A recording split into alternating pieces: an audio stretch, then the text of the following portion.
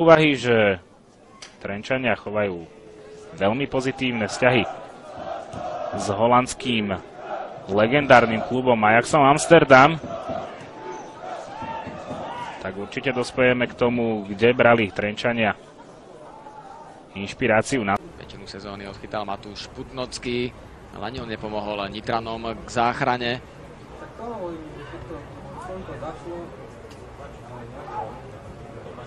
Nitra trpela najmä Košiciam, tam je však stav 2-1.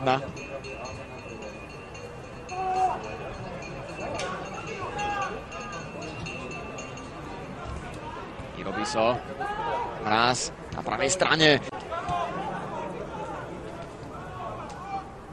Pavel Hapal sa postavil do svojho miesta na striedačke a prišiel až k postranej čiare, pretože zatiaľ sa mu nepáči ten vývoj zápasu, najmä čo sa týka gólov, aj keď bližšie mali ku gólu hostia.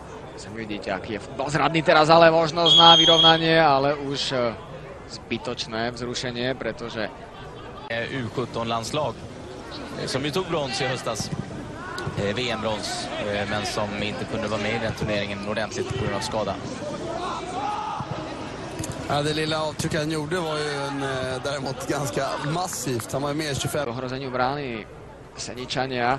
Loptu si už postavil Robert Mazáň. Slovenský reprezentant do 21 rokov posiela loptu, ktorá opečiatkovala spojnicu brány Richarda Stránskeho. Ventura. Stále Denis Ventura.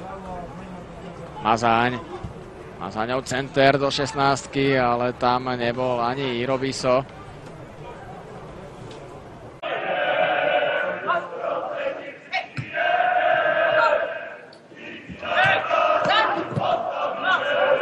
Si to zvládli. A po 3 rokoch je to samozrejme pre Senicu a sklamanie. Ako sa píše na oficiálnej stránke FK Senica. För det blev ju att vi blev sönderkontrade mot Holland bland annat och andra lag. Rätt rejält. Det har slutat i att vi helt plötsligt nu skickar fram en ytterback bara. Lille istället kraft. Stoffer Pettersson som antingen inte såg ytan eller... Macelky chcú vstúpiť do nového ročníka.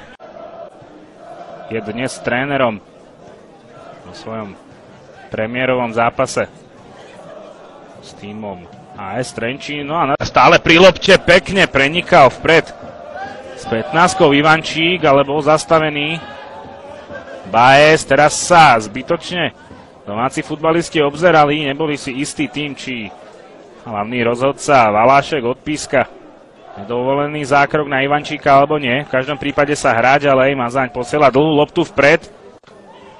Tam je 20. minúta v Trenčíne, stále stav nerozhodný. 0-0.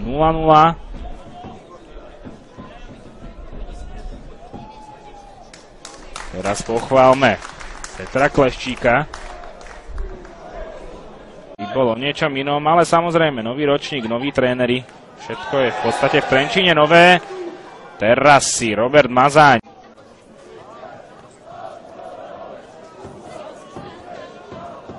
V Trenčíne sme teda bez gólov.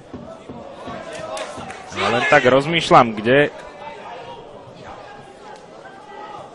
bol, respektíve na akých číslach sa pohyboval duel medzi Mijavou a Mondegale.